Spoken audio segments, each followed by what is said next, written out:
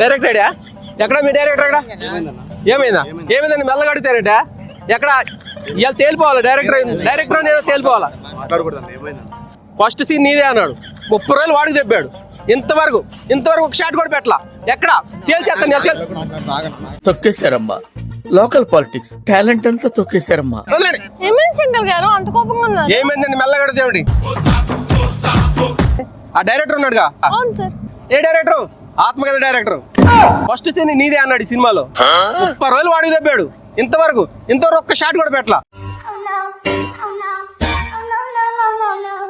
ఆత్మకథ first scene లో నేను కూడా ఉన్నాను కదండి. ఏంది నువ్వు కూడా ఉన్నావా? పద ఇద్దరం కలిసి కుమ్మేద్దాం.